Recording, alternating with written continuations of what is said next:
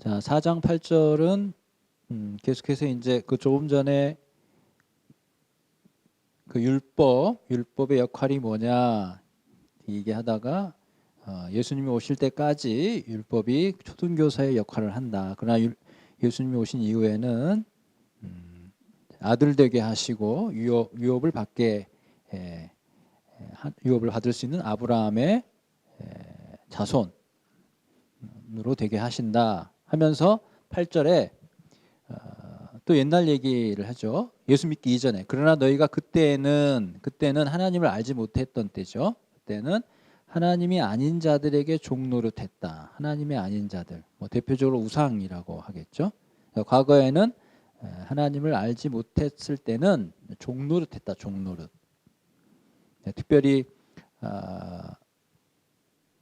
이제 우상에 대한 종노릇도 되겠지만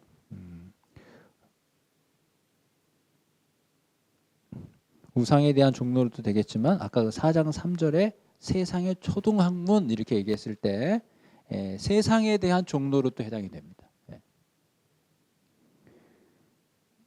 여러분 요즘 누가 우상을 섬기겠느냐 싶죠. 예수 믿지 않는 사람들이 누가 우상을 섬기겠느냐. 그런데 세상의 종노릇 하고 있다는 거에 대해서는 잘 모르는 경우가 많아요. 여러분 저희들도 이런 말씀이 있는 것은 하나님의 백성은 하나님이 아닌 것들의 종노릇 하면 안 되겠죠. 하나님이 아닌 것들에서 종노릇 하고 있는 불쌍한 저희를 하나님이 구속하셔서 자유롭게 하신 거 아니겠어요. 근데 우리가 특별히 뭐 우상이라고 하는 거에 대해서는 특별히 뭐 경계할 거는 없다 치더라도 세상의 가르침에 대해서 우리가 잘못하면 종노릇하는 경우가 있거든요. 그런 것 중에 대표적인 게 하나가 뭐예요? 세상의 가치관과 하나님의 말씀과 대치될 때 우리는 그걸 너무 이제 쉽게 타협하는 경우가 많아요. 그거 조심해야지 된다고 생각합니다. 여러분 세상에서의 가르치는 그 세상 초등학문의 가르침이 뭡니까? 권력과 지식과 어떤 재력 이런 것들이 사람을 행복하게 하고 사람의 인생의 목적이 거기 있다고 세상은 가르치잖아요. 그래서 열심히 자녀들 좋은 대학 가라고 하는 게 다 그런 거 아니겠어요? 물론 이제 좋은 데 갈 수 있으면 가는 거지만 그것의 목적이 달라야 된다는 거죠. 하나님의 영광을 위한 것이지 세상의 가르침 때문은 아니잖아요. 근데 우리도 이 땅 가운데 머물고 살고 있기 때문에 우리도 모르게 그런 가치관에 편승하면 종노릇 하는 겁니다. 조심하셔야 되죠. 이것은 아마도 계속 우리가 경계해야 될 것 중에 하나일 거예요. 세상은 늘 변하죠. 늘 변하면서 하나님의 자녀들로 하여금 믿음에서 어떻게 하면 떠나게 할까 하는 게 사탄의 계략 아니겠어요? 그래서 처음에는 쉬운 말로 박해를 해서 예수를 못 믿게 한다고 하는 거죠. 처음에는. 그래도 죽기를 각오하고 교회를 가니까 어떻게 해요? 세상에 대한 유혹을 갖게 하는 거죠. 교회는 못 가게는 못 막으니까 그럼 교회는 가라 그래요. 대신에 세상도 괜찮지 않냐 이렇게 유혹한다는 거죠. 그게 지금 우리 시대에 조심해야 되는 부분이죠. 지금 우리로 하여금 교회 못 가게 누가 막나요?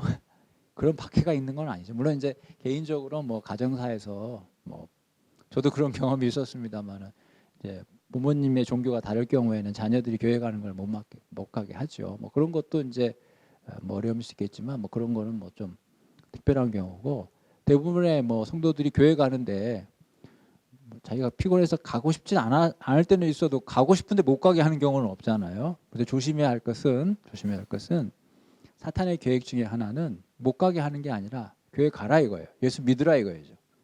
그런데 돈도 믿으라 이렇게 가르친다는 거죠. 근데 예수님이 그걸 말씀하시죠.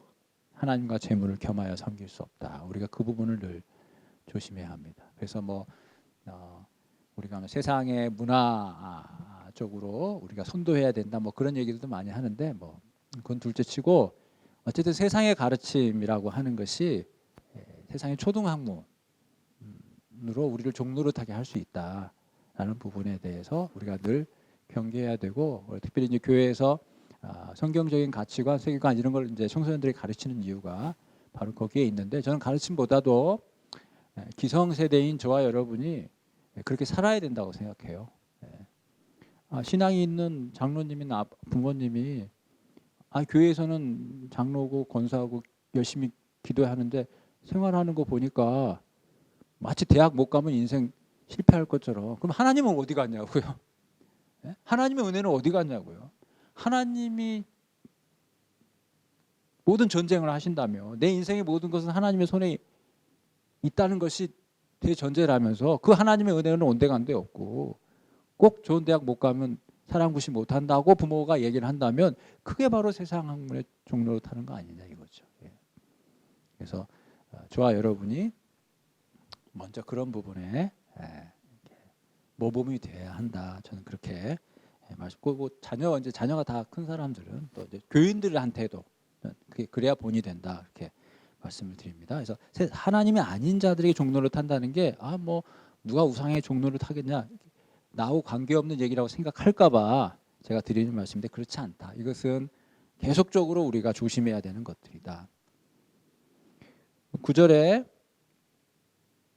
하나님을 알고 하나님에게 아심받은 자들이 어떻게 다시 돌아가겠냐는 거죠. 또 종노릇이라는 말을 쓰죠. 9절 후반부에 또 종노릇 하겠느냐. 자, 이제 계속 이런 표현을 쓴 것은 바울의 논지인데 뭘 얘기를 하려고 하냐면 자유를 얘기하려고 하는 거예요, 지금. 그러니까 자유를 얘기하려고 하기 위해서 5장에서 자유를 얘기하려고 하기 위해서 4장 후반부에 너희는 종노릇하는 존재가 아니다라는 걸 먼저 얘기를 하는 겁니다. 10절의 날과 달과 절기는 그 율법 시대에 지키는 제사 시간들을 얘기하는 거겠죠. 이해되시죠? 지금 계속해서 지금 얘기하는 게 뭐예요? 율법의 어떤 구성 요소를 자꾸 가지고 이제 갈라디아 교인들이 흔들리는 거에 대해서 경계를 하는 거죠. 그런 것들은 내가 너희를 위해서 지금까지 수고한 거에 다 헛되게 되는 거 아니냐. 같은 얘기의 반복이죠. 12절부터는 이제 처음에 사도 바울이 그들과 함께 지냈을 때 그들이 참 잘했다는 걸 얘기하는 거예요. 나는 너희와 같이 되었고 너희도 나와 같이 되기를 원한다. 내가 처음에 13절에 육체의 약함으로, 우리가 이제 아는 거 있죠. 육체의 가시. 바울이 어떤 육체의 약함이 있었던 것 같아요. 너희에게 복음을 전했지만, 그렇지만 그것 때문에 내 육체에 어려움이 있었지만 그것 때문에 14절에 나를 업신여기거나 그러지 않았다는 거예요. 오히려 하나님의 천사처럼 그리스도 예수를 영접하는 것처럼 날 대했다. 무슨 말이에요? 성령으로 시작했다 이 말이에요. 그렇게 잘했는데 15절에 너희의 그러한 복은, 너희의 그러한 감격은 다 어디 갔냐 이 말이에요. 지금 그 얘기하는 겁니다. 이 뉘앙스를 아시겠죠? 그렇게 나를 순수하게 믿음으로 나를 받아들였던 너희가 지금 왜 자꾸 이상한 행동을 하냐 이 말이에요.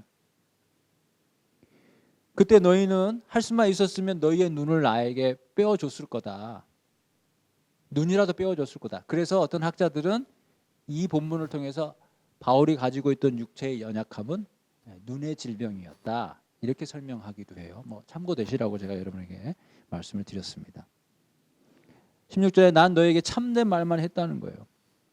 그러면서 자기는 그렇게 바울이 그들에게, 갈라디아 교인들에게 어떻게 대했는지를 설명한 반면에 갈라디아 교회에 들어와서 그들을 흔들었던 사람들이 어떻게 했는지를 설명해요. 17절에 그들이 너희에게 대하여 열심을 냈다. 근데 그것은 좋은 뜻이 아니다. 오히려 너희를 이간시켰다 이런 거죠. 무슨 말씀인지 이해되시죠? 예. 열심이라고 하는 건 좋겠지만 그들이 내는 열심은 잘못된 열심이라는 거죠. 그러나 나는 19절에 너희 속에 그리스도의 형상을 이루기까지 다시 해산하는 수고를 해야 되겠다고 생각한다는 거죠. 그래서 바울은 자기가 개척한 교회의 갈라디아 교인들이 그렇게 한 거에 대해서 뭐예요? 한탄하고 또 지적함과 동시에 뭐예요? 내가 다시 노력해야 되겠다. 이게 바울의 사랑 아니겠어요? 혼내는 건 혼내는 거지만 바울은 뭐예요? 내가 다시 해산하는 고통을 다시 감내하기 위해서 감내하는 한이 있더라도 너희 가운데 그리스도의 형상이 이르기를 내가 원한다. 이게 바울의 교회를 향한 열심이죠. 21절부터는 이제 하갈과 사라에 대한 얘기인데 논지는 이거죠. 아브라함에게 사라가 있었고 사라가 아이를 못 낳는 것 때문에 하갈이 들어왔잖아요. 자, 그 두 얘기를 하면서 논지는 이겁니다. 사라의 자손은 약속의 자손이요. 하갈의 자손은 약속의 자손이 아니다는 얘기를 해요. 그러면서 미리 보겠습니다. 31절에 보게 되면 그런즉 형제들아 우리는 여종 하갈의 자녀가 아니요 자유 있는 여자 누구요? 사라의 자녀다. 뭘 얘기해요? 너희들은 예수 믿는 너희들은 자유롭다. 너희들은 약속의 자녀이기 때문에 어느 것에도 매일 필요가 없는 어느 것에도 종로를 할 필요가 없는 자유로운 존재라는 걸 지금 설명하는 거예요. 그래서 아까도 하나님이 아닌 것들에 네가 옛날에는 종로를 했지만 지금은 아니다. 그러니 그런 종로로 돌아가는 것은 잘못된 거다. 그 얘기를 아까 했다는 거죠. 21절부터 쭉 그런 얘기예요. 22절에 아브라함에게 두 아들이 낳았다. 하나는 여종에게서 하나는 자유 있는 여자에게서. 4장 22절이죠. 그리고 이것은 두 언약을 얘기한다. 24절에 두 언약. 이 두 언약은 뭘까요? 하나는 시내산 언약이요. 하나는 뭐예요? 새 언약이 되겠죠. 그러니까 여러분 제가 또 오늘 또 얘기했으니까 그러니까 언약을 딱 정리하면 그래서 여러분 성경이 구약하고 신약이에요. 구약은 옛날 약속, 올드 옛날 약속, 신약은 새로운 약속. 그러니까 어떻게 보면 성경이 두 약속이에요. 근데 옛날 약속을 얘기하는 건 바로 뭐예요? 시내산 약속. 새 약속은 말 그대로 새 언약이고 사실 그 새 언약의 다른 말이 다윗 언약도 있었고 아브라함 언약도 있었다는 거죠. 근데 그것은 다 뭐예요? 새 언약을 내다보는 거죠. 그러니까 성경에는 약속이 딱 두 가지가 있는 거죠. 하나는 옛 언약, 하나는 새 언약. 그런데 예수 그리스도를 통해서 이제는 너희들이 새 언약 백성이 되었기 때문에 옛 언약의 백성처럼 뭔가에 매여 있거나 뭔가에 자유롭지 못하는 것은 너희에게도 맞지 않는다. 그 얘기를 좀 하는 거죠. 그러면 조금 어려운 얘기가 있어요. 25절에 시내산 언약을 얘기하면서 그것은 마치 이 땅 가운데 있는 예루살렘 같은 것이고 새 언약은 26절에 하늘에 있는 예루살렘 같은 것이다. 근데 여러분 이건 조금만 생각하면 그렇게 이상하지 않아요. 제가 아까 우리는 이미 구원받았어요. 종말론적으로. 여러분 하나님 보좌 예수님과 함께 우리는 하나님 보좌 우편은 아니지만 그 근처에 앉아 있지요. 맞습니다. 제 얘기가 아니라 지난번 요한계시록 때 공부했죠. 여러분 하나님 보좌가 있고 하나님 보좌 우편에 계시록 4장에 하나님 보좌의 환상을 받고 5장에서 하나님 보좌 우편에 있는 일찍 죽임당한 어린 양인 예수님을 보게 되죠. 그리고 그 4장 5장 가운데는 그 보좌에 앉으신 하나님과 어린 양 대신 예수님을 찬양하는 목소리가 있잖아요. 누가 찬양을 하던가요? 첫째 네 생물이 찬양을 했죠. 두 번째 누가 찬양을 했죠? 제가 말씀드리려고 했던 24장로가 찬양을 했죠. 물론 수많은 천군 천사도 찬양을 했습니다. 자, 근데 24장로가 누구라고 그랬죠?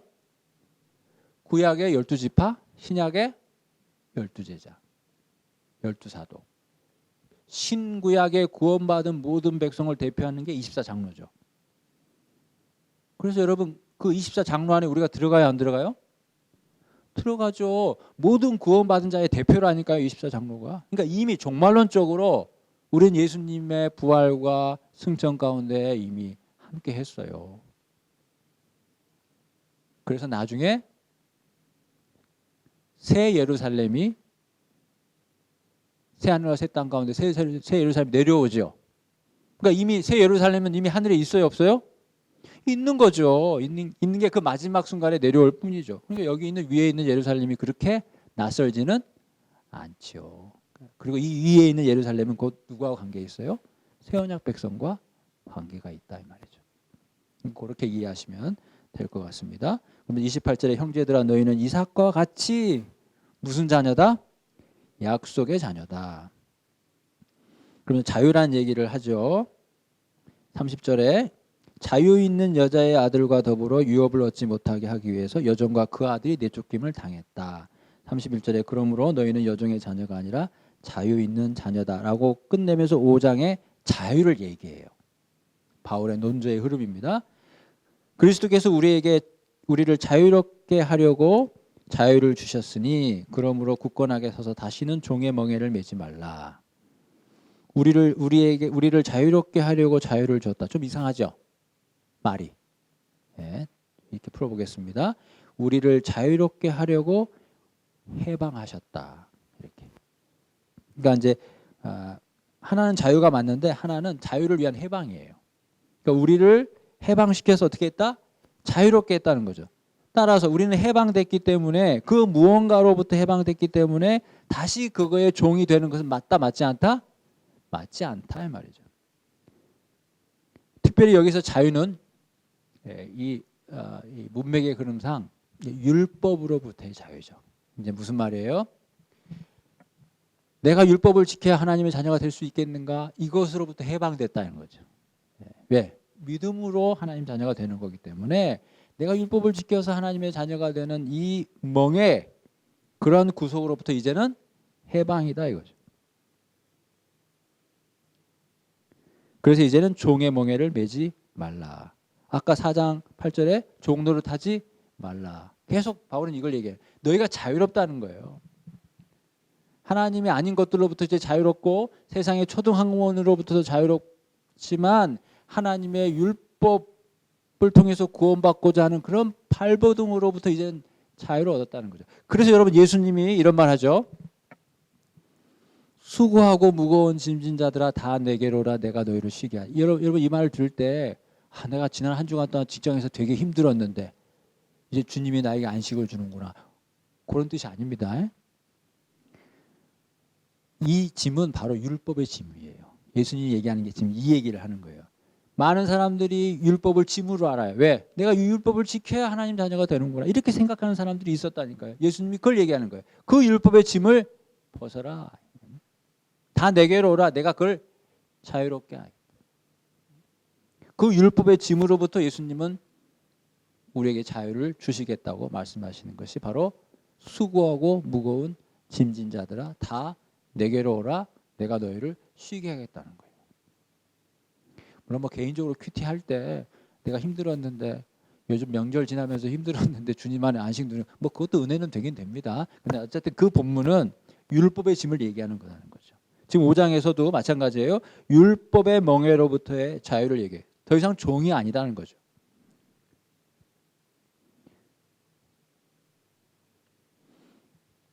그러면서 그 5장 2절부터 쭉 나가는데 그 위에 제목이 뭘로 되어 있습니까?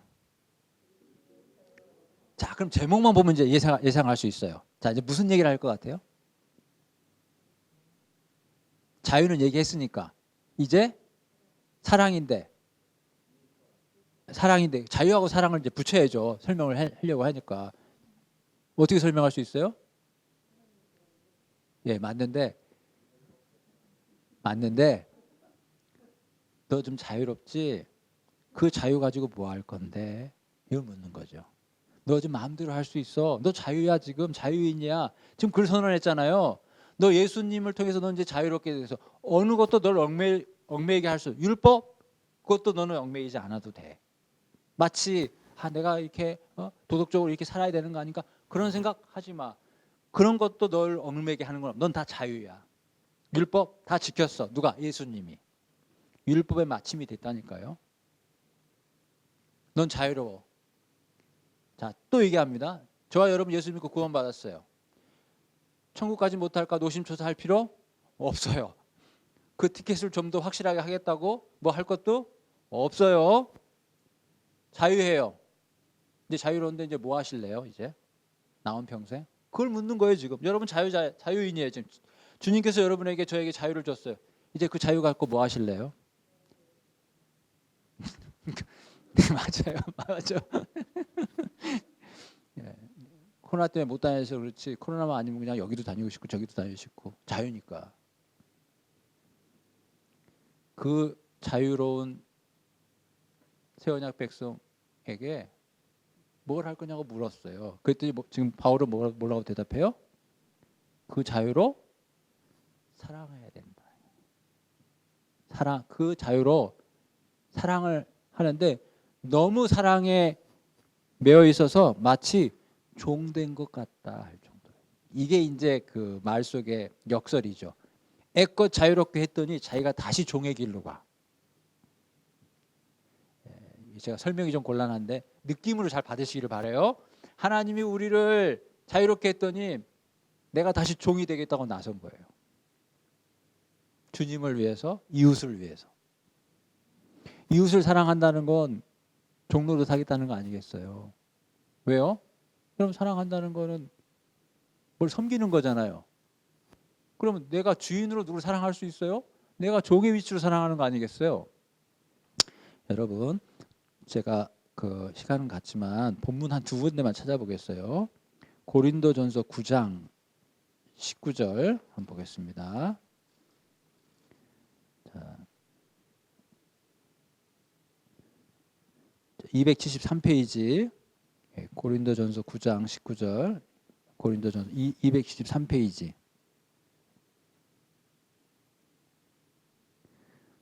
자, 273페이지 제가 다 찾으셨죠? 예. 자, 내가 모든 사람에게서 뭐예요? 자유로우나 스스로 모든 사람에게 뭐예요? 종이 되는 것. 스스로 종이 됐대. 스스로. 왜요? 더 많은 사람을 얻으려고. 아까 얘기했잖아요. 이웃 사랑하려고. 네. 누군가를 주께로 인도하려고 내가 종의 길에 자처해서 들어간다는 거예요.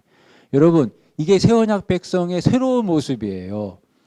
그 전에는 하나님 앞에 억지로 끌려갔다면 이제는 너 마음대로 해, 자유야. 근데도 자기가 그 자유를 포기하고 자기 유익을 위해서가 아니잖아요. 누군가를 위해서, 누군가를 유익되게 하기 위해서 내가 내 자유를 포기하고 내가 스스로 종이 되겠습니다. 여러분, 이게 예수님의 제자의 모습이에요. 이게 성숙한 신자의 모습이고 이게 하나님의 자녀됨의 모습이라니까요. 여러분, 우리가 이렇게 살아야죠. 그게 하나님께 영광 돌리는 거 아니겠어요? 이게 하나님의 뜻이니까. 하나님의 뜻대로 살아갈 때 하나님께 영광 되는 거죠. 그게 하나님께 영광 되는 거죠. 한 구절만 더 보겠습니다. 사도 바울의 이야기입니다. 고린도 후서 4장 보겠습니다. 고린도 후서 4장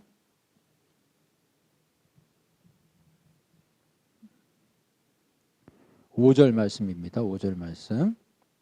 자, 289페이지. 네, 다 찾으셨죠? 자, 읽어보겠습니다. 자, 우리는 우리를 전파하는 것이 아니요 오직 그리스도 예수의 주 되신 것과 또 두 가지를 전파해요. 첫째는 예수님의 주 되신 것과 또 예수를 위해서 우리가 너희의 뭐예요? 종된 걸 전파한다. 이게 사도 바울의 사명입니다. 사명. 자기가 사는 이유는 예수님이 주님 되심을 증거하는 거예요. 예수님이 주인이시다. 그리고 내가 너희의 종이다. 근데 잘 보세요. 이렇게 쓰지 않았어요. 오직 그리스도 예수의 주 되신 것과 또 너희를 위하여 너희의 종된 것을 이렇게 하지 않았어요. 내가 너희의 종된 것은 누굴 위한 거예요? 예수를 위한 거예요. 이 오십니까? 뭔가가? 내가 누군가를 사랑하면 누가 도움받아요 지금? 일단은. 그 사람이 도움받는 거잖아요. 내가 누군가를 전도해서 교회로 이끌었어요. 그럼 누가 구원받은 거예요? 그 사람이 혜택을 받는 거지만 바울은 뭐예요? 그게 주님의 뜻이고 주님이 기뻐하는 거다 그 말이에요.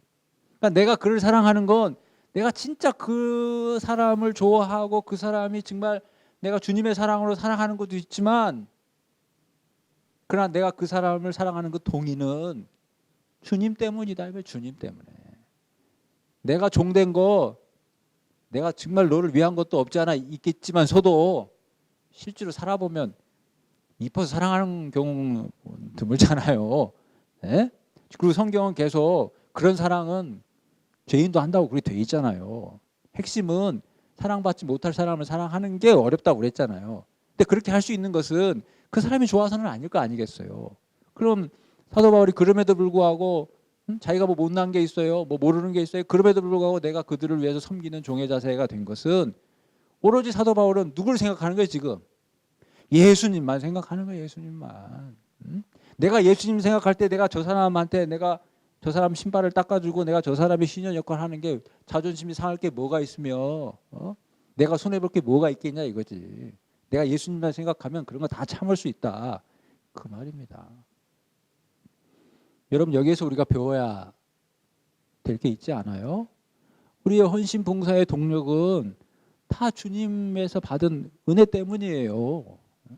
내가 좋아서 하는 것은 그냥 내가 좋아서 하는 겁니다. 내가 이뻐서 그 사람한테 잘해주는 건 그건 그냥 둘이 사이가 좋아서 그러는 거예요. 그럼 우리가 지난번에 살펴봤지만 누가복음에서처럼 까닭 없이 누군가를 사랑하고 섬기고 종로로 타려면 그게 되겠냐고요. 주님 앞에 받은 그 은혜에 대한 깨달음 없이 안 되는 거죠. 그리고 그런 은혜가 없으면 한 번은 할 수 있어. 한 번은. 근데 두 번은 못해. 두 번은 못해. 속이 뒤집혀서 두 번은 못해. 한 번은 꼭 참고 해줄 수는 있어요. 억지로. 웃는 듯 안 웃는 듯 하면서. 근데 그것은 그 사람의 참모습은 아니겠죠. 그건 진짜 신앙은 아니겠죠. 여러분 사도 바울은 자기가 하나님 앞에 자유지만 주님을 위해서 자기가 종되기를 자처했다. 그 사도 바울이 지금 갈라디아서에서 이렇게 얘기하는 거예요. 너희가 지금 자유롭지? 근데 그 자유로 뭐 할 거야? 사랑으로 종노릇하다 이 말이죠.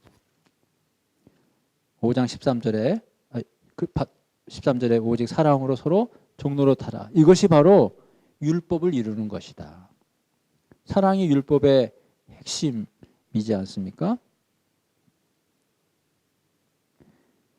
그리고 아까 5장 2절부터 5절까지 이제 보지 않았는데요. 보게 되면 종의 멍에를 매지 말라고 했기 때문에 또 할례를 얘기하는 거예요. 할례를 받게 되면 할례를 받고자 한다면 그것은 그리스도가 너에게 주는 유익이 뭐가 있겠냐 이 말이죠. 율법을 통해서 구원을 얻고자 하는 자는 첫째 5장 2절에 그리스도가 아무런 유익이 없는 자요. 둘째 4장 후반부에 그리스도에서 끊어진 자요. 셋째 은혜에서 멀어진 자입니다. 그런 자가 되지 말라는 거죠. 오히려 5절에 성령으로 믿음을 따라 의의 소망을 기다려야 하는 거다 이거죠. 5장 6절은 지난번에 제가 설명을 드렸으니까요. 그리고 7절부터는 또 그들을 혼란스럽게 했던 자 누가 너희를 막아 진리를 순종하게 못하게 하더냐 하면서 마치 9절에 그것은 적은 누룩이 온 덩이에 퍼진 것처럼 그렇게 너희들을 10절에 요동하게 했다. 그리고 그들은 반드시 하나님의 심판을 받을 것이다. 아주 재미있는 표현이 12절이에요. 너희를 어지럽게 하는 자들은 스스로 베어버리기를 원하노라. 이 말 무슨 뜻인지 아셨어요? 아시겠어요? 제가 꼭 설명을 드려야 될까? 이거 딱 이게 자, 그 왼쪽에 스스로 베어버리기란 말에 설명이 나와 있죠. 갈라디아 교회에서 할례와 율법의 행위를 가르치는 거짓 선생들을 가리키는데 이는 곧 유대주의자들이 제 갈 길로 가서 스스로 거세되기를 바란다는 풍자다. 이해하셨어요? 하도 할례 받으라고 하니까 그 사람들이 와가지고 니네나 해라 이거 니네라. 할례가 아니라 아예 그냥 거기 뭐예요? 베어버려라. 그렇게 할례가 좋으면 그 뜻입니다. 이제는 이해되셨죠? 13절입니다. 형제들아 너희가 자유를 위하여 부름을 받았다. 자, 그런데 자유를 갖고 뭐 할래? 그 얘기죠. 그랬더니 육체의 기회를 삼지 말고 서로 종노릇해라. 자, 이쯤 되면 잘 보세요. 이쯤 되면 자, 이런 신앙은 자원하는 신앙이죠. 이미 자유롭게 고난을 줬는데 그 자유를 스스로 사도 바울처럼 육체의 기회를 삼지 않고 형제를 사랑하는 길을 스스로 택했다면 이런 신앙은 자원하는 신앙이죠. 네. 이런 자원하는 신앙의 출발점은 어디예요? 하나님의 법이 우리 마음에 새겨졌기 때문에. 여러분, 이 소프트웨어가 바뀌면 하드웨어는 저절로 바뀌는 겁니다. 여러분, 우리의 뇌가 이식이 됐다니까요. 예수님의 생각으로. 우리의 심장이 예수님의 심장으로 이식이 됐다니까요. 죄를 지려고 하면 그냥 식은땀이나 우리하고 안 맞아서. 근데 하나님의 선을 행하는 데는 아무런 거리낌이 없어. 여러분, 이게 신앙의 성숙이에요. 여러분, 우리도 느끼지 않아요? 우리가 초보일 때는 하나님 앞에 봉사하려고 그러면 힘들고 내 걸 내놓으려고 그러면 힘들고, 그러나 신앙이 커지니까 더 못 내서 여러분 아쉽죠? 교회 앞에. 이 장로님 안 그래요? 왜? 기쁨이잖아요. 그게 자원해서 누가 알아주려고 하는 게 아니라. 그 신앙의 자원함이 어디서 나왔겠어요? 우리 안에 하나님의 법이 새겨졌다. 이게 새 언약 백성의 놀라운 모습이에요. 스스로 한다니까. 스스로. 바울은 서로 물고 먹으면 피차 멸망할까 조심해라. 꼭 이런 말을 해요. 왜 그래요? 아직도 우리는 이 땅 가운데 살고 있으니까. 그래서 5장 16절부터 육체의 일과 성령의 열매를 설명해요. 자, 이제 끝부분으로 가면서 성령을 집중적으로 강조합니다. 자, 이제 그럼 보세요. 처음에는 너희가 어떻게 구원을 받았느냐? 성령으로 받았지. 근데 구원받은 사람이 자꾸 율법의 행위를 통해서 인간의 공조를 통해서 하나님의 자녀가 되려고 하는 건 어리석은 거야. 이제 충분히 알아들었지? 자, 그 말은 이제 너희가 누군지 알았지? 그 말입니다. 자, 그럼 이제 알았어요. 아, 이제 내가 나 된 것은 하나님의 은혜요. 내가 구원받은 것은 온전한 하나님의 은혜구나. 근데 나는 왜 살아야 돼요? 이 질문 앞에 쓰는 거죠. 거기에 사도 바울은 이제 성령 따라 살면 된다. 그 얘기를 하는 거죠. 그래서 16절에 내가 이르노니 너희는 이제 성령을 따라 행해라. 그렇게 되면 육체의 욕심을 이루지 않게 될 것이다 하는 거죠.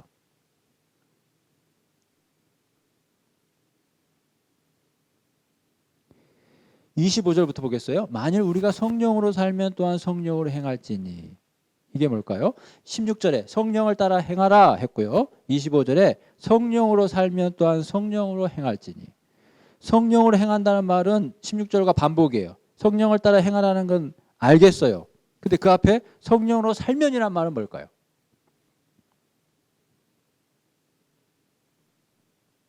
제 질문은 아시겠죠? 우도. 네. 성령으로 산다는 것은 너희가 새로운 생명을 얻었다면 이 뜻이에요.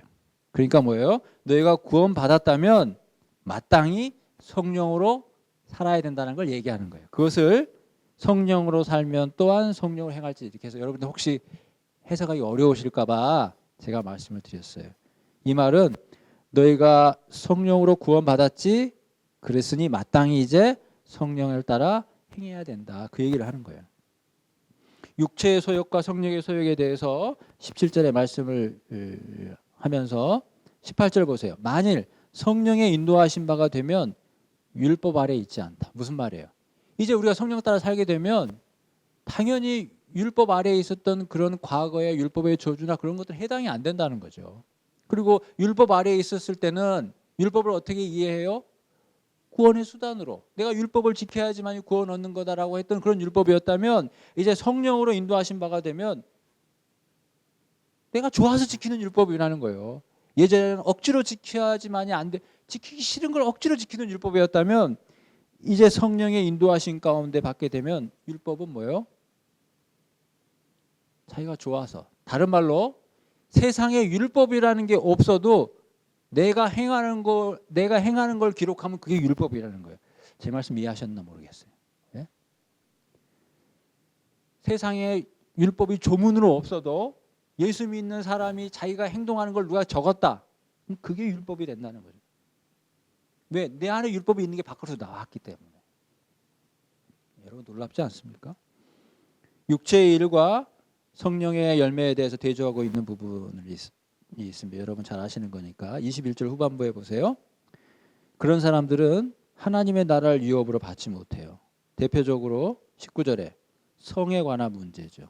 음행과 더러움, 그 다음에 종교에 관한 거예요. 우상숭배와 주술, 그 다음에 원수 맺는 것부터 시작해서 투기까지는 사회관계를 얘기하는 겁니다. 이 사회관계 속에서, 인간관계 속에서 이렇게 하는 것들은 육체의 일이에요. 마지막으로 놀랍다고 얘기해야 되나? 음주에 대해서 특별히 강조하고 있어요. 여러분 술 취함과 방탕함은 같은 겁니다. 술 취하니까 방탕해지는 거예요. 다른 성경에도 나오죠. 술 취하지 말라 이는 방탕한 것이지 오직 성령의 충만을 받으라. 또 이걸 또 어떤 젊은이들이 듣고 아니 뭐 술을 마셔도 취하지 않으면 되지 뭐 이렇게 얘기하는데 이제 그거는 이제 말장난하는 거죠. 이 취지는 술을 취하게 되면 사람이 정신을 잃게 되고 그러면 방탕하게 된다.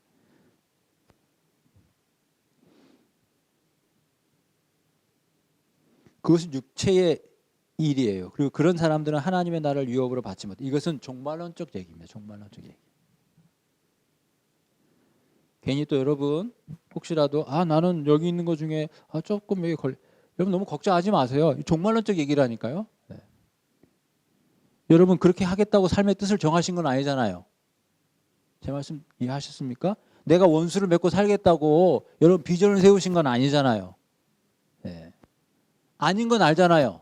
네. 그러면 되는 거예요. 그러면 돼요. 네. 여기 있는 사람들은 그렇게 살기로 비전을 세운 사람이라니까요. 여러분 계시록 복수 한번 해볼까요? 하나님이 그렇게 심판을 해도 끝까지 회개하지 않는 사람들. 그걸 얘기하는 거예요. 네. 혹시 제 얘기를 듣고 나는 완벽하지 않은데 하나님 유업을 못 받나? 그런 생각하지 말라고요. 제가 아까 얘기했잖아요. 요한 1서에 보면 하나님의 백성은 죄를 안 짓는데 실제로는 죄를 짓기 때문에 회개하라고 얘기한다고 했잖아요. 그게 이미와 아직 속에 있는 현상이라고 제가 말씀드렸잖아요. 이 세상에 누구도요 완전한 사람은 없어요. 하나님 앞에 늘 완전해지려고 노력하는 거죠. 여러분 하나님 앞에서의 성도의 심판은 그 중심을 보는 겁니다.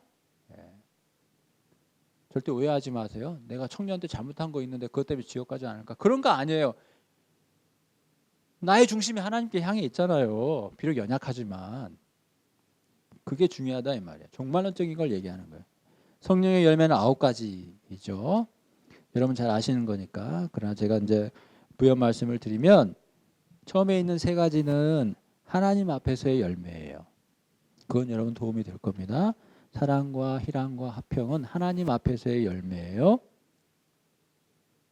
그 다음에 오래 참음과 자비와 양선은 사람 앞에서의 열매예요. 여러분 조금 도전이 되시죠? 성령의 열매는 사람 앞에서의 오래 참음이고 자비와 선을 베풀어 주는 거예요. 그게 성령의 열매예요. 그리고 충성과 온유와 절제는 자기 자신을 향한 성령의 열매예요. 자기의 내면에 관한 것이죠. 여러분 잘 아시는 얘기지만 성령의 열매는 9가지입니까? 1가지입니까? 1가지입니다. 네, 성령의 열매는 단수예요. 근데 9가지 면이 있는 거지요. 그러니까 이렇게 얘기하면 안 돼요. 나는 사랑과 희락의 열매는 있는데 내가 좀 성격이 모나서 오래 참지를 못해. 이런 건 없어요. 열매가 있으면 사랑도 있는 거고 오래 참음도 있는 거예요. 오미자 차 아시죠? 네. 차는 하나인데 맛이 5가지 나면서요. 성령의 열매는 하나예요. 그것이 하나님 앞에서는 사랑인 것이고 사람 앞에서는 오래 참음인 것이고 자기 자신을 향해서는 절제인 거죠. 여러분 우리에게 도전이 될 겁니다. 우리가 이 성령의 열매를 맺어가는 것이 우리의 성도의 삶의 의미예요. 더 풍성하게 맺어야 되겠죠. 그렇죠? 완벽한 사람 없어요. 25절은 아까 말씀드렸죠. 마땅히 그렇게 해야 된다는 거죠. 왜? 성령으로 우리가 거듭났기 때문에. 또 14절에 아까 사랑으로 종로로 타라 했으면서 15절에 만일 서로 물고 먹으면 안 된다고 얘기했듯이 26절에도 성령으로 살면 성령으로 행한다고 하면서도 헛된 영광을 구하거나 서로 노엽게 하거나 서로 투기하지 말래요. 왜 이렇게 자꾸 비교를 할까요?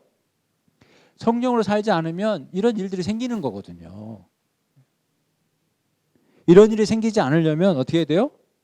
성령으로 살아야 하는 것이거든요.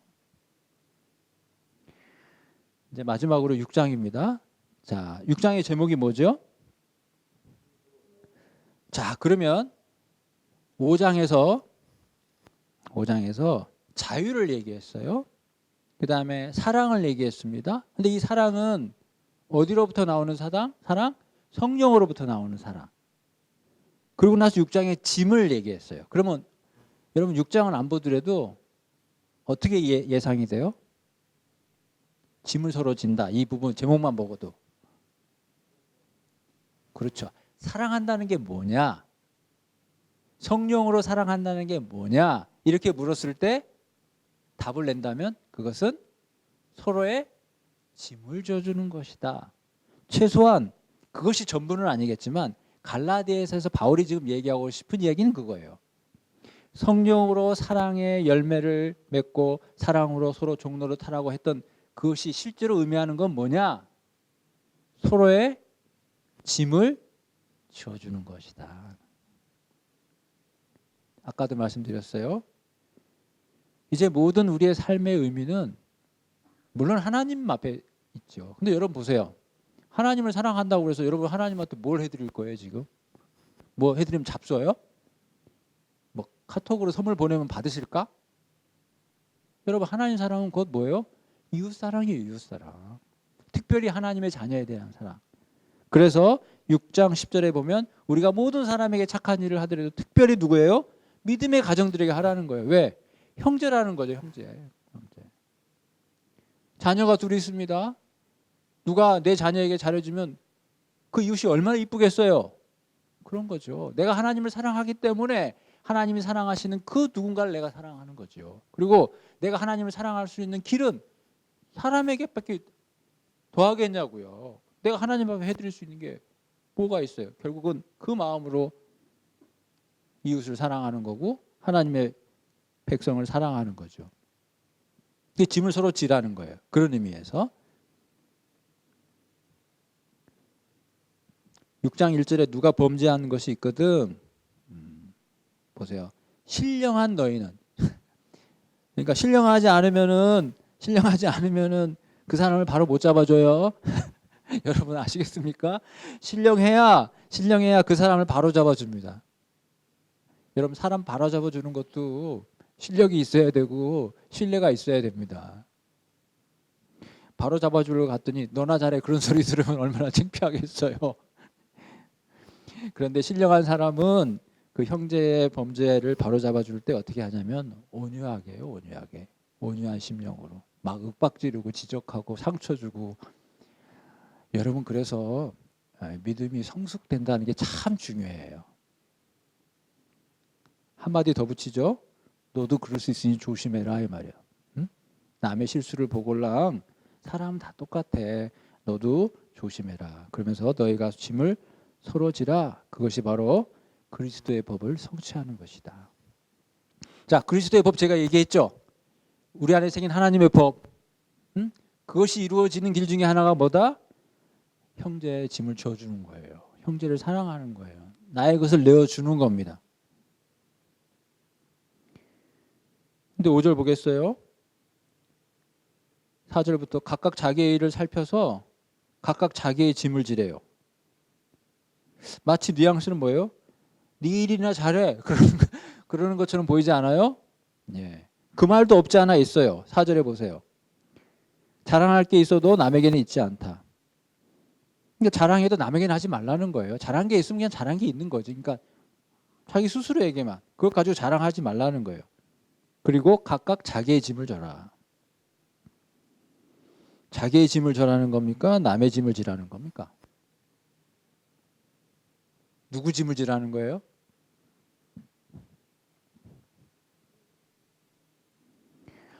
그래도 남의 짐을 지라는 게 맞겠죠. 그러면 자기의 짐을 지라는 것이 무슨 뜻인지만 설명하면 될 것 같아요.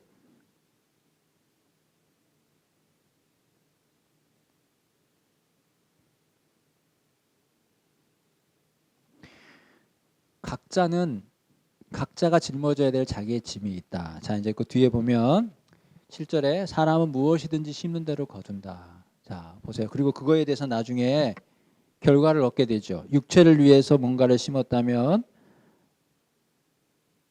썩어질 것을 거두게 될 것이고, 성령을 위해서 심었다면 영생을 거두게 될 것이에요. 자, 그럼 보십시오. 각자가 뿌리는 거에 따라서 그 결과물을 얻는 거죠. 그렇죠? 여러분, 우리가 하나님 앞에 쓸 때 누구랑 같이 씁니까? 나 혼자 씁니까?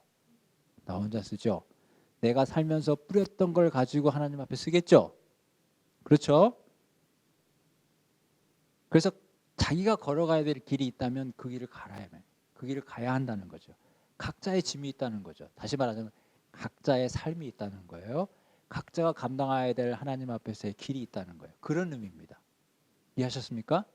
그런데 그 각자가 걸어가야 할 그 삶 속에 반드시 남의 짐을 지어주라, 그 뜻이에요. 그러니까 2절하고 5절이 다른 말이 아니에요. 다시 한번 말씀드려요. 남의 짐을 지어주는 게 내 짐을 지는 거하고 똑같은 거예요. 그게 내 인생이다 이 말이에요. 남을 위해 사는 게 그게 내 인생이고 내가 뿌리는 씨앗이다 그 말입니다. 이해되셨으리라고 보고, 근데 6절에 갑자기 이런 말이 있어요. 가르침을 받는 자는 말씀을 가르치는 자와 모든 좋은 것을 함께하라. 스스로 속이지 말라. 사람은 무엇이든지 심는 대로 거둔다. 그거는 앞에 있는 말하고 맞는데, 갑자기 가르침을 받는 자는 말씀을 가르치는 자와 좋은 걸 같이 하라는 말이 또 갑자기 끼어 있어요. 참 이게 어려워요. 자, 일단 제가 이제 드리고 싶은 말씀만 드린다면 이런 뜻입니다. 여러분들이 이해하는 그대로 이해하시면 돼요. 저와 여러분은 교회에서 가르침을 받아요, 가르치는 자예요? 우리는 가르침을 받는 자죠. 여기서 특별히 가르치는 자는 누구를 가리킬까요? 목사님. 성경을 가르쳐주는 지도자를 가리켜요. 그래서 우리는 가르침을 받는 자이기 때문에 말씀을 가르치는 목사님하고 좋은 것을 함께 해야 돼요. 여러분 집에 맛있는 사과하고 배가 있으면 목사님하고 같이 나눠서 먹어야 돼요. 그렇죠? 좀 그런 뜻이잖아요. 액면으로 보면 좋은 것 같이 하라는 거예요. 제가 지금 이런 해석을 했습니다. 여러분 이 해석이 특별히 틀린 건 아니에요. 네. 교제를 나누라는 거죠.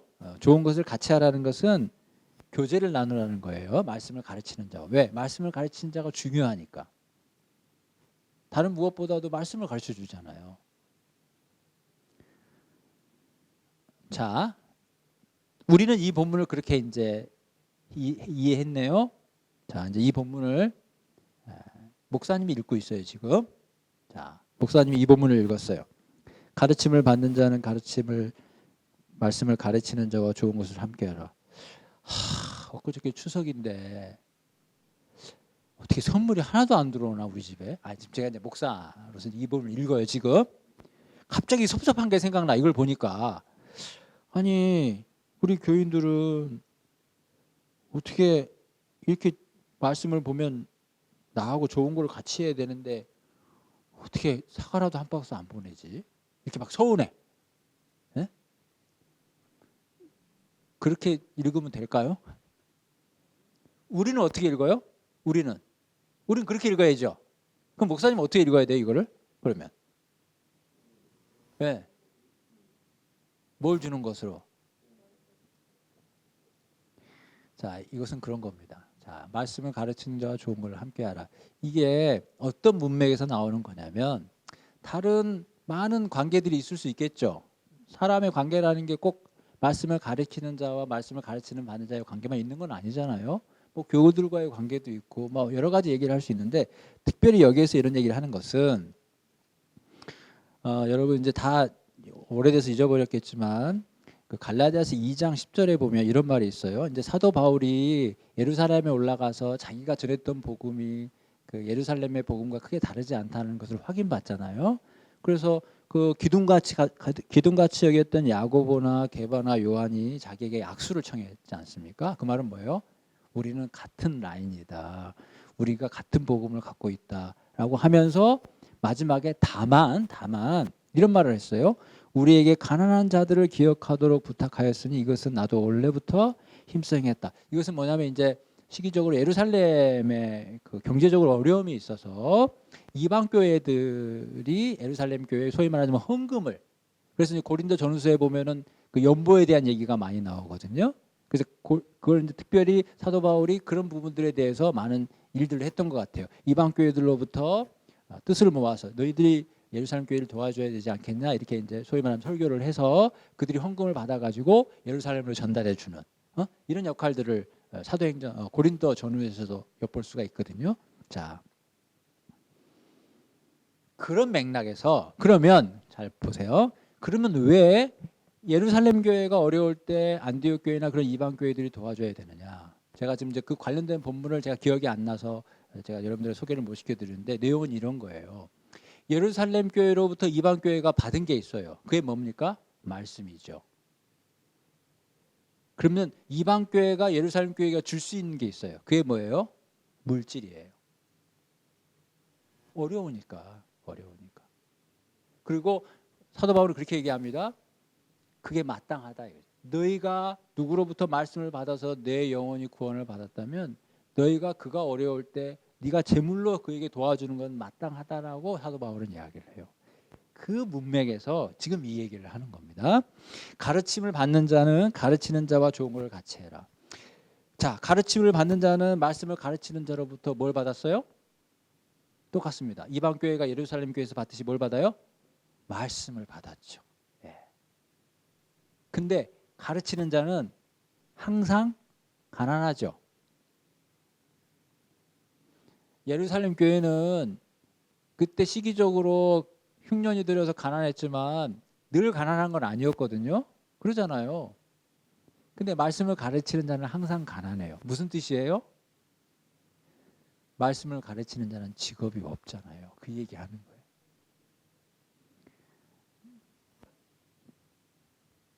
말씀을 가르치는 자는 직업이 없기 때문에 말 그대로 수입이 없어요. 수입이. 그래서 예루살렘 교회가 이방 교회에 말씀을 줬을 때 이방 교회는 그 감사의 마음으로 그들의 여유 있는 헌금을 모아서 예루살렘에게 줬듯이 말씀을 가르치는 자는 직업이 없기 때문에 최선을 다해서 성도에게 말씀을 가르쳐요. 그러나 직업이 없기 때문에 양식이 없어요. 따라서 그 말씀을 받은 자는 마땅히 그 말씀을 가르치는 자의 생계를 책임지라는 뜻입니다. 단순히 아이고 좋은 고기 들어왔는데 이거 목사님께 나눠 먹어야지, 그런 차원을 훨씬 넘어서는 얘기예요. 서로 간에 책임을 져줘야 된다는 거예요. 그러니까 이 본문을 읽을 때 성도인 여러분은, 저와 여러분은 우리에게 말씀을 가르치는 자가 생계 때문에 사역하는 일에 방해가 안 되게끔 해드려야 되는 거예요. 오로지 말씀 연구와 말씀 선포에 집중할 수 있도록 투잡을 갖지 않도록 해드려야 된다는 거예요. 그게 우리의 이 말씀에 대한 도전입니다. 반면에 목사님이 이 본문을 읽었다면 내가 성도로부터 대접 못 받았다 이 얘기를 생각하는 게 아니라 나는 죽기 살기로 성도를 위해서 가르쳤냐 이 말이에요. 그렇게 내다봐야 되는 말씀이에요. 마치 여러분 우리 사는 게 빠듯하잖아요. 교인들 사는 게 빠듯하잖아요. 그래도 다 모아가지고 어떻게든 목사님 사택에서 살 수 있도록 하고 목사님 가족들 뭐 4인 가족이 됐든 3인 가족이 됐든 사는데 물론 뭐 화려하게는 못하더라도 그래도 살게끔 해드리다 보면 어떤 성도들에게 있어서는 그 목사님의 삶이 그 성도들의 삶보다 더 나을 수 있죠. 이해되셨어요? 어떤 성도들은 목사님보다 가난하게 살 수 있다면 자기가 헌금을 주는 입장인데도 내는 입장인데도 불구하고. 이해되셨죠? 성도는 그렇게 한다는 거예요. 그렇게 하라는 거예요. 반면에 목사님은 자기의 모든 것을 성도에게 말씀 가르치는, 자기 생애 삶의 시간의 모든 것을 성도의 말씀을 가르치는 거에 집중해야 된다. 그 뜻이에요. 똑같은 무게감을 갖고 있는 겁니다. 지금. 단순히 뭐 맛있는 거 있으면 서로 나눠 먹어라 이 얘기가 아니에요. 나는 성도는 목사님을 위해서 자신을 내어놓는 것이고 목사님은 성도를 위해서 자신을 내놔야 돼요. 그렇게 안 하면 이건 하나님 말씀에 안 맞는 거예요. 제가 뭐 현대교회 목회자들을 어떻게 뭐 얘기할 건 아니지만은 여기 본문이 그렇다고요. 우리는 성도기 때문에 우리 얘기만 하면 되는 거예요. 우리는 목사님이 말씀에 전념할 수 있도록 어떻게든 섬겨드려야 된다는 거예요. 그러나 목사님도 그 말씀을 이렇게 보시면 안 된다. 목사님은 우리가 모르지만 자기의 삶의 전부를 오로지 성도에게 하나님의 생명의 말씀을 전하는데 다 쏟아야 된다 이 말이에요. 딴 거 하면 안 된다고요. 그 뜻입니다. 그게 짐을 서로 지는 거죠. 그게 서로 사랑으로 종로를 타는 거다. 그 뜻입니다. 시문대로 걷는다는 말씀을 드렸고 9절 10절 보세요. 선을 행하다 낙심하지 말지니 포기하지 아니하면 때가 이르되 거두리라. 선을 행할 때 모든 사람에게 하지만 특히 믿음의 가정들에게 하라 하죠. 자, 근데 9절에 이런 말씀이 있어요. 선을 행할 때 낙심하지 말고 포기하지 말래요. 여러분, 우리가 선을 행할 때 어떨 때 낙심합니까? 또 어떨 때 포기하죠? 다른 말로 어떻게 하는 것이 낙심이고 어떻게 하는 것이 포기일까요? 자, 우리가 이제 선을 행하는데 이런 거예요. 자, 선을 행합니다. 마치 조금 전에 무엇이든지 심는 대로 거둔다 했으니까 선을 행하는 것을 마치 농부가 씨를 뿌리는 비유로 설명해 볼게요. 제가 씨를 뿌립니다. 선을 행하는 거예요. 자, 누군가에게 씨를 뿌려요. 이런 마음이 들어요. 하지 말까? 아니, 누군가한테 잘했는데 이 사람한테 하려고 하니까 하지 말까? 이런 마음. 이유는 모르겠지만 하지 말까? 뭐 여러 가지 이유는 있을 수 있겠죠. 지난번에도 했더니만 뭐 그냥 별로고. 근데 하지 말까? 요게 낙심이에요. 이게 낙심. 선한 일을 행할 때 하지 말까? 그러니까 하고자 하는 의욕이 뭐요? 떨어졌잖아요. 해야지. 뭐 하면서도 기뻐야 되는데 하기 싫어. 이유는 모르겠어. 어쨌든 여러 가지 이유가 있을 수 있겠죠. 그게 낙심입니다. 그러지 말라는 거예요. 그렇게 낙심이 되더라도 하라는 거죠. 자, 그 다음에 포기는 뭘까요?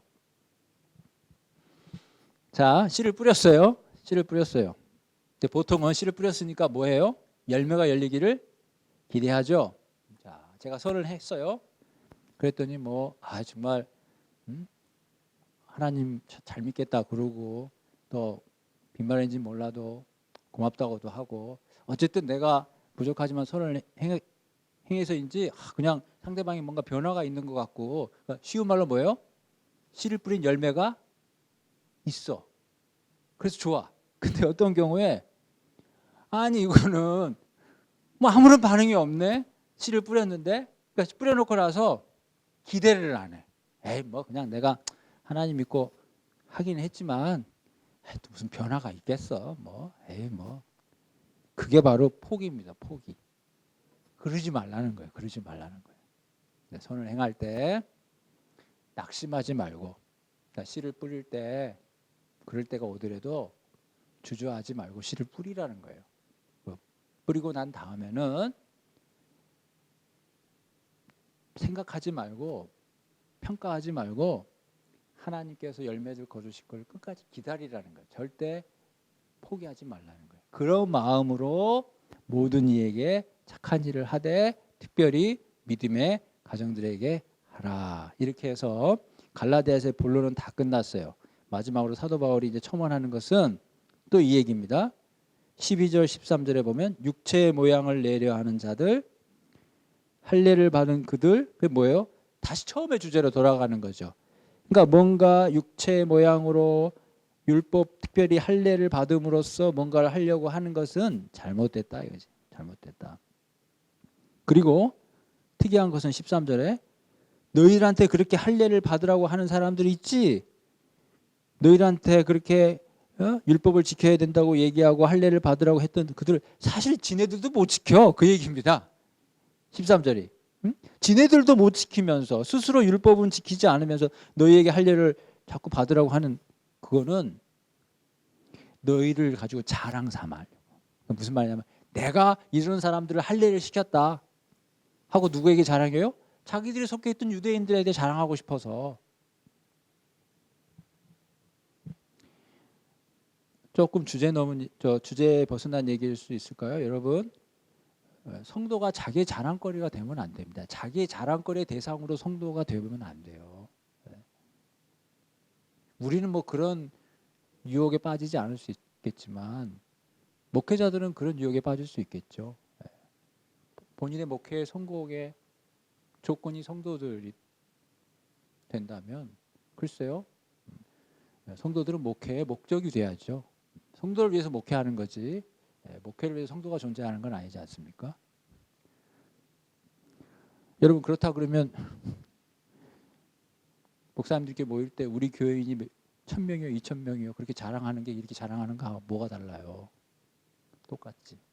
그건 자랑거리가 안 된다. 그런 건 자랑해서도 안 된다는 거예요. 사도 바울은 그런 건 절대 자랑할 게 없고 자랑할 게 있다면 예수님의 십자가밖에 없다. 그 얘기를 하는 거죠. 14절에. 그래서 15절에 또 얘기합니다. 할례나 무할례나 그게 뭐가 중요하겠냐.